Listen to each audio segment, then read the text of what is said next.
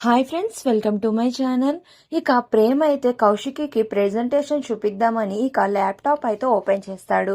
కానీ ఆ ల్యాప్టాప్ అయితే ఓపెన్ కాదు. దాంతో ఒకసారిగా టెన్షన్ పడిపోతూ ఉంటే ఇక అప్పుడు కౌశికి అడుగుతూ ఉంటుంది, ప్రేమ్ వాట్ హ్యాపెండ్ అని అయితే అడుగుతూ ఉంటుంది. ఇక అప్పుడే కరెక్ట్గా చామంతి అయితే ప్రేమ్ బాబు అంతా ఓకే కదా, ఏమీ ప్రాబ్లం లేదు కదా అని అయితే కాల్ చేసి ప్రేమ్ని అడుగుతూ ఉంటుంది. ఓకే కాదు చామంతి అని ప్రేమ్ అంటూ ఉంటాడు. అసలు ఏం జరిగింది బాబు, మీరు ఇచ్చిన ప్రెజెంటేషన్ వాళ్ళకి నచ్చలేదా అని అయితే చామంతి అడుగుతూ ఉంటుంది. అసలు ప్రెజెంటేషన్ ఇవ్వడానికి అందులో ఉంటేనే కదా మొత్తం ఎవరో డిలీట్ చేసేశారు. పైగా ల్యాప్టాప్ లో ఛార్జింగ్ కూడా లేదు, ఆ ఛార్జర్ కూడా కనిపించట్లేదు.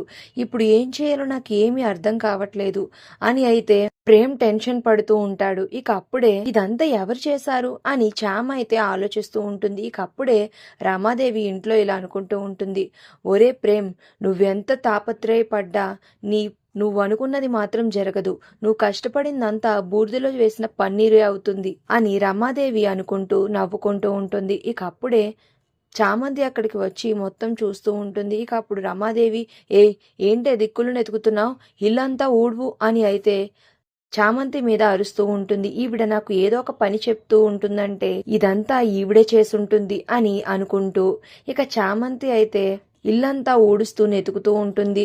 ఈ ఛార్జర్ ఎక్కడుందో ఏంటో, అస్సలే టైం లేదు, ఇప్పుడు ఎలా వెతకాలి అని అనుకుంటూ సోఫా కింద అయితే చీపిరి పెట్టి తుడుస్తూ ఉంటుంది. ఇక అప్పుడే ఛార్జర్ అయితే బయటకు వస్తుంది. ఇక అది చూసి ఒక్కసారిగా షాక్ అయిపోతుంది చామ్.